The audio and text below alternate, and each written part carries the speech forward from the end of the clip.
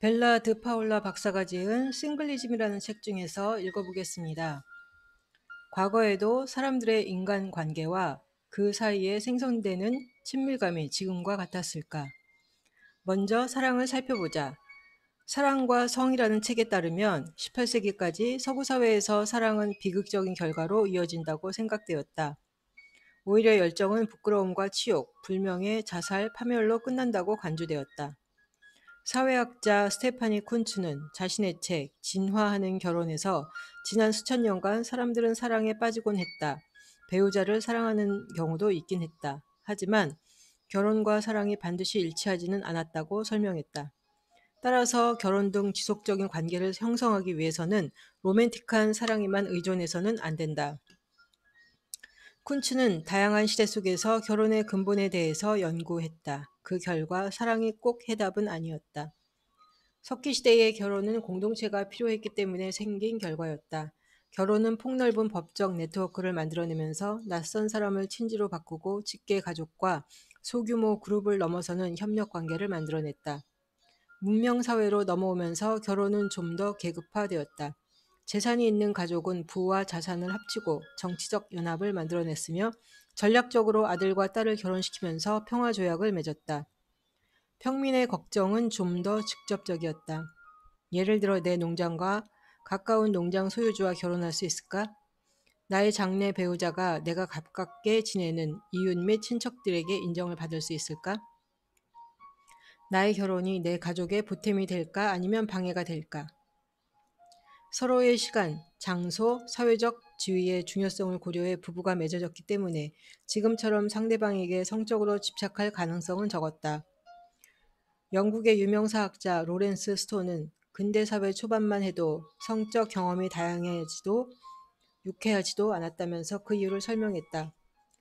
대부분의 사람들, 심지어 사회적 지위가 높은 사람들까지도 몸을 씻을 기회가 없었다. 얼굴, 목, 손, 발만 겨우 씻었을 뿐이다.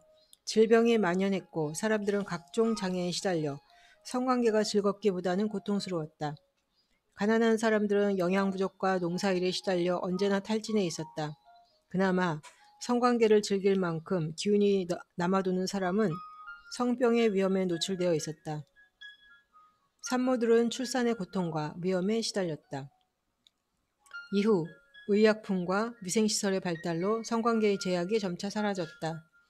하지만 그 후에도 오랜 기간 동안 성관계에서 즐거움을 찾을 가능성은 적었고 오히려 더욱 나빠지기도 했다. 16세기까지 천주교에서 임신 이외의 목적으로 성관계를 갖는 것은 죄악이며 지옥에서 심판을 받게 된다고 강조했다. 성 히에로니무스는 심지어 출산을 위한 성관계마저도 즐거워해서는 안 된다고 생각해서 자기 아내를 너무 열렬히 사랑하는 사람은 간통을 저지르고 있는 것이라 말하기도 했다. 유럽을 떠나 미국으로 이주한 청교도들은 그나마 덜 엄격한 편이었다. 성관계를 결혼한 부부 사이에서 출산을 위해 수행해야 하는 의무로 여겼지만 그렇다고 부부가 성관계를 즐기지 못하도록 막지는 않았다. 18세기 말부터 결혼은 사랑을 기반으로 해야 한다는 지금의 통념이 자리 잡기 시작했다. 처음에는 사랑을 위해 결혼한다는 관습이 극단적으로 생각되었고 성관계에 대해 과도한 흥미를 가지면 저속하다고 여겨졌다.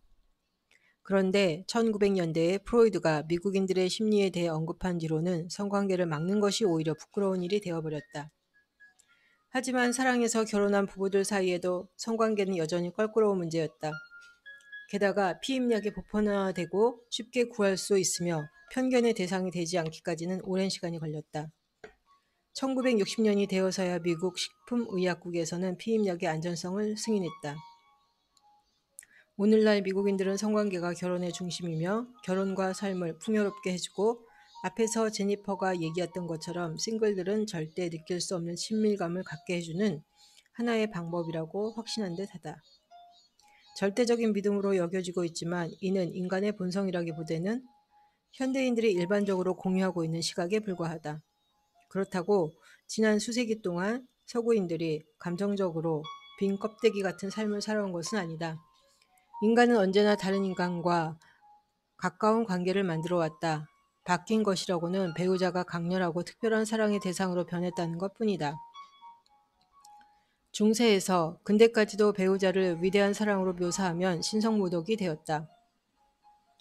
모든 사람의 마음속에 가장 특별한 사랑은 반드시 신에게 할애되어야 했다.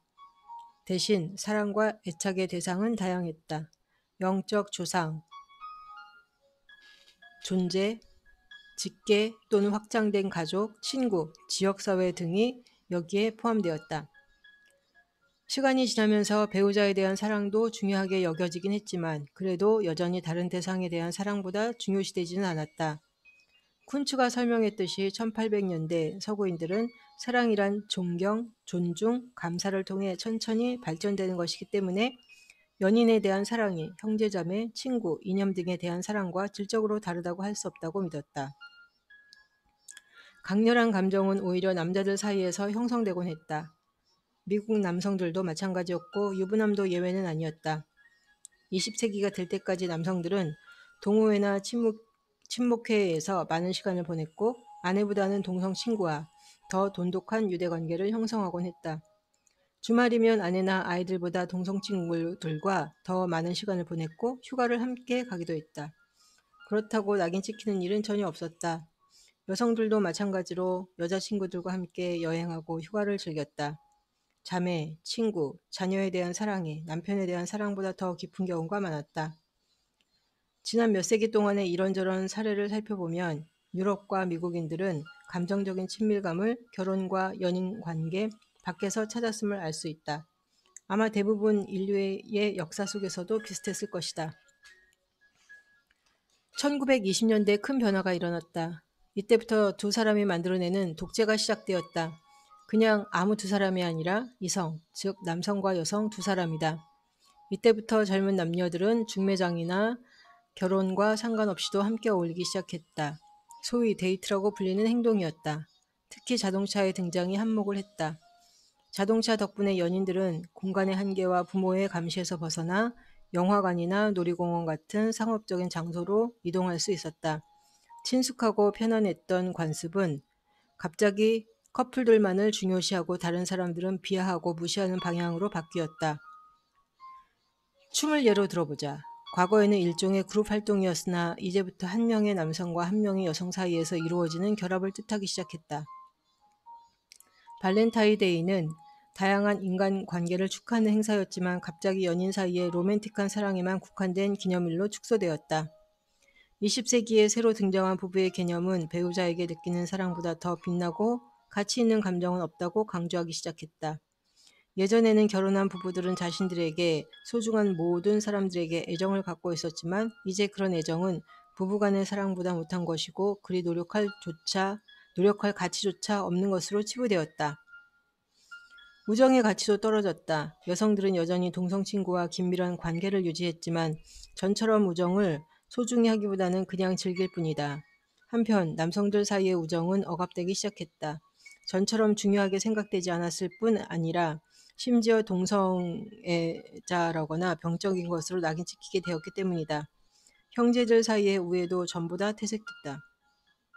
연로한 부모님은 집에서 쫓겨나 양로원으로 보내졌다. 부부가 사는 집에서 그들의 부모는 언제나 환영받는 시대가 있었다. 그때는 아내가 도움이 필요한 부모를 진심으로 대한다고 해서 구식이라거나 남편에 대한 사랑이 부족하다고 경고하는 전문가 따위는 없었다. 심지어 모성애도 타격을 받았다. 미국의 사랑이라는 책에서 저자 프란체스카 켄시어는 커플과 이들 사이의 감정이 미화되기 시작한 것은 채 1세기도 되지 않은 점을 지적하면서 배우자끼리의 친밀감과 성적 관계가 중심이 아니었고 각 배우자들은 동성인 친척 또는 친구들과 중요한 유대감을 형성했다. 가장 중요한 관계는 어머니와 아이들 사이의 강렬하고 감정적인 유대관계였다고 설명한다. 하지만 20세기 초반부터 수십 년에 걸쳐서 변화가 생겨났다. 인류 역사상 시초로 아이가 생기면 가족이 약화될 수 있다는 내용의 책이 인기를 끄는 문화가 자리를 잡았다. 물론 아이들은 여전히 중요했으며 부모와 아이들이 만들어내는 가정은 계속해서 사람들의 감정을 자극했지만 부부간의 유대감은 그 어떤 것에도 비견될 수 없었다. 지금도 커플의 지위만이 배타적으로 강조되는 분위기는 여전하고 우세하다.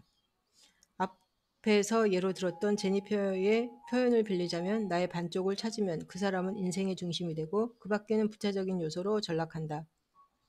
여러 책을 집필했고 글래머 잡지에서 성과 건강이라는 제목의 칼럼을 몇 년이나 써왔던 유명 심리학자 페퍼 슈워츠를 예로 들어보자.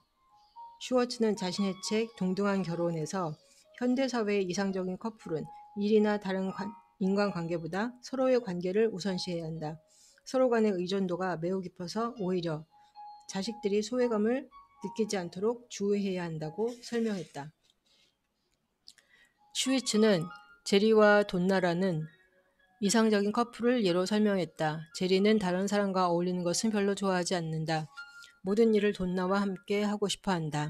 우리는 영화관에서 시스켈과 이버트라는 영화 비평 프로그램처럼 요리를 할 때면 검소한 식도락가 프로그램처럼 죽이 잘 맞는다. 우리는 언제나 우리들만의 장면을 연출한다고 말한다. 슈워츠는 이런 강렬한 커플들에 대한 유일한 위협은 자신들끼리 너무 고립되어 있어 이들 관계에 대한 훌륭한 조언을 얻지 못할 가능성이라고 설명했다.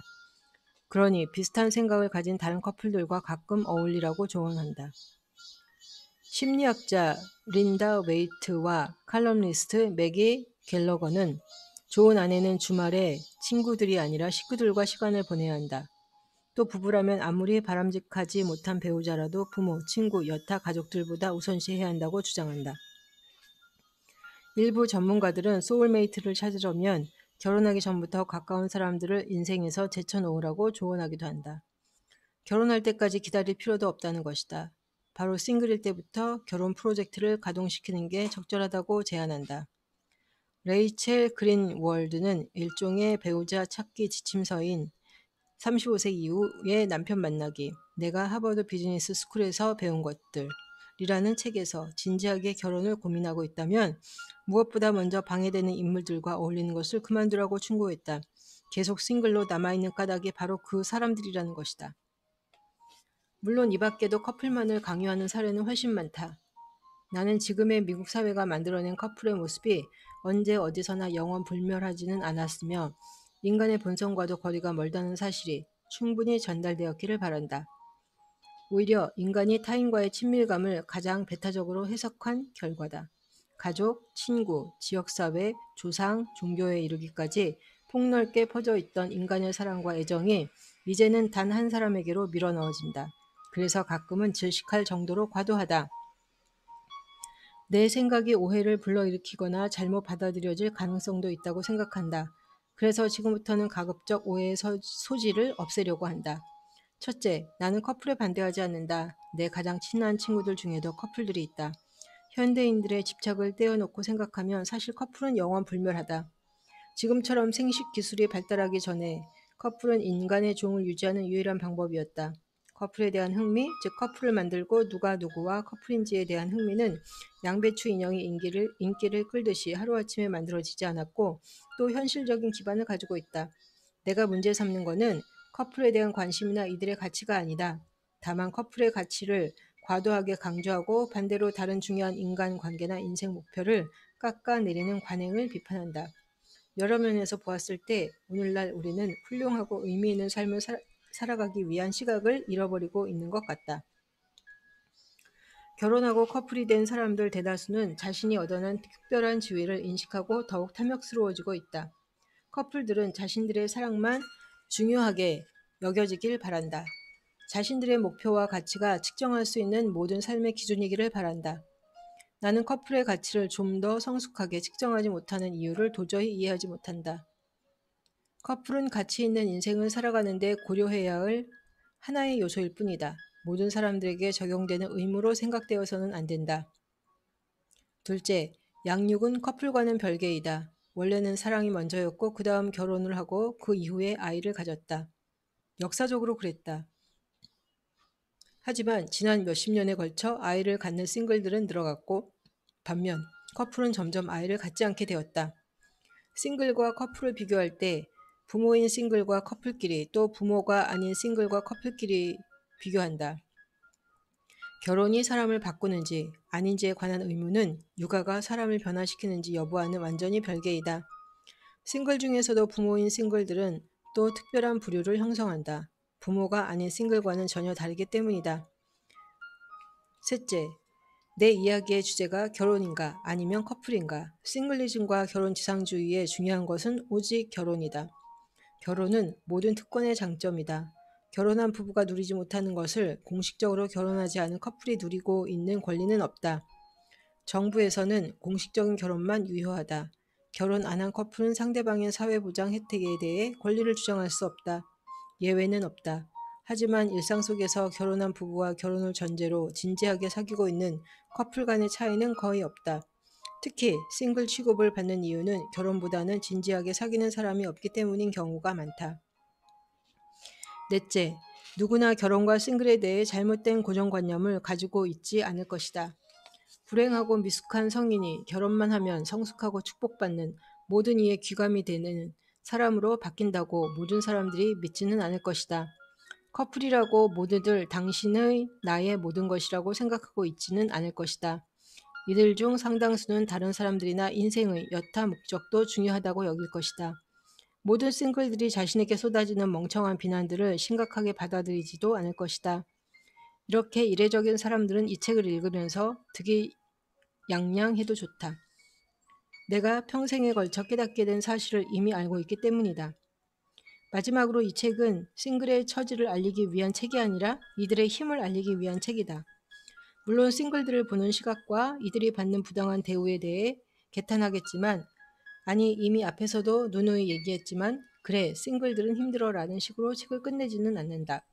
오히려 싱글리즘과 결혼 지상주의에도 불구하고 얼마나 많은 싱글들이 잘 해나가고 있는지를 자랑스럽게 이야기할 것이다. 정의하자면 싱글은 지속적인 성관계 및 여타 모든 활동을 함께하면서 자신의 행복과 미성숙함, 인생의 의미를 채워줄 특정 인물을 가지고 있지 않는 사람이다. 하지만 자신이 비참하고 미숙하고 의미가 없다고 생각하는 싱글은 소수다. 어떻게 그럴 수 있냐고? 결혼한 커플들이 그렇게 확신한다면 자신의 주장을 입증하느라고 수많은 과학자, 권위자, 정치인, 전문가, 작가, 리포터, 연예인 등등을 동원하는 이유는 도대체 뭔가?